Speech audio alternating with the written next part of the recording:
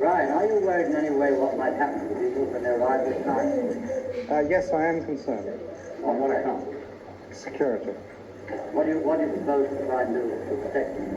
It's very little that you can do, because they've always enjoyed, in this country, maximum security, and the tours have always been exceptionally well arranged, and one just hopes for the best.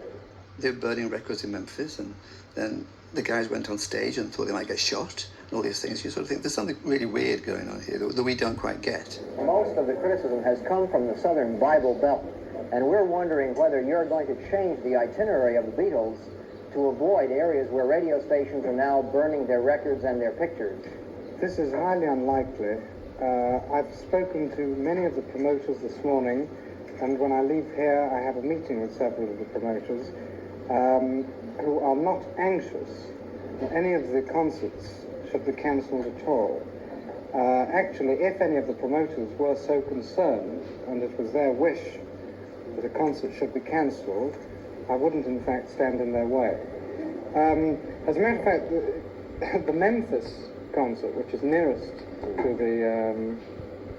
the place where this broke out, apparently sold more tickets yesterday than they had done up until that day. Tony Barrow was the one that alerted Datebook to the existence of these interviews. He contacted Art Unger, the publisher and editor, and said, "You'll love these interviews. They're just up your street."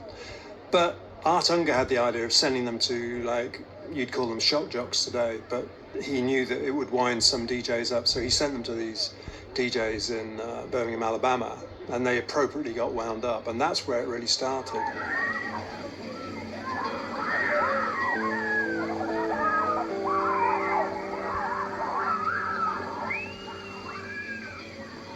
Have you seen it? I've seen a similar version to what you're talking about in a paper. Well, if it makes other people feel better, it'll make me feel better. But there weren't as many people upset as I was led to believe. I'm not so seriously upset.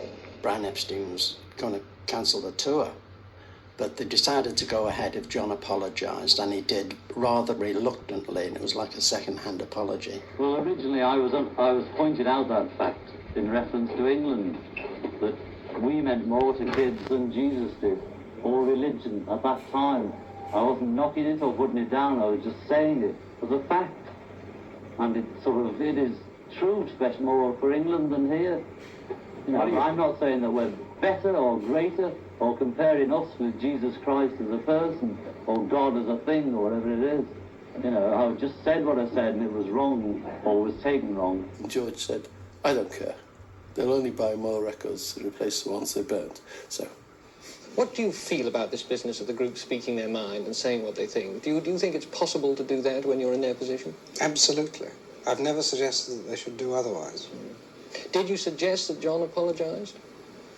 We talked about it, and this was our mutual feeling. I've never directed that the boys should do anything, either sort of song-wise, artistically wise, or speech-wise. We all make up our minds, and I contribute, I suppose, a fifth.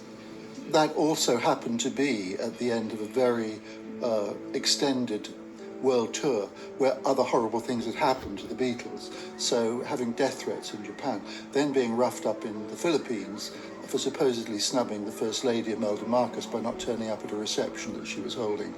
This was just sort of the last straw. And they were thinking that they might be assassinated. I mean, this is how early this kind of thing was cropping up in people's minds. John, what exactly happened at the Manila airport? We got kicked and pushed about by some monkeys, and we're very frightened. Well, how frightened were you, George? Terrified, I'd say.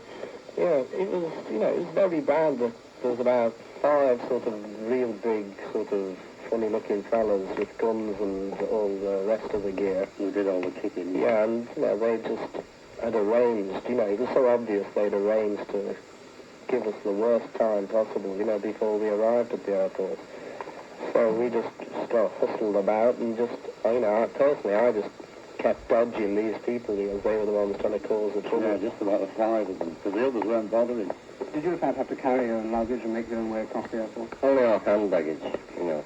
Our road managers take the big luggage. But they made them They turn the escalator off on them. They have to carry them off the escalator. Oh, the amplifier. That's how intelligent they are. How many people were involved in this demonstration? Well, I thought there was 30. I've been telling everyone 30, and George said there was 5. So there was sort of like a little army to beat us up. And there was about another 10 at the back of the crowd of ordinary people going boo, boo. And you look around to see who's doing, there's just little kids sort of smiling. About 18 of them. All these sort of fellas at the back like Gestapo. Going boo, boo, saying the public demonstration. It was one of those places where you sort of knew they were waiting for a fight, you know. And they were pushing it. And if you'd done anything, they would have... And that's all right. Yeah. And apart from the Philippines, did you enjoy the trip? Yeah. It was great to about one morning, in fact. Japan was fantastic, very nice. And Delhi was good. Yeah, great people in Japan. You know, just nearly everybody we met. They know Manila in the war. Would you play the Philippines again? Don't land there, no plane's going to go through there, neon. Don't even fly over it. When they came back from Manila and they stopped off in Delhi,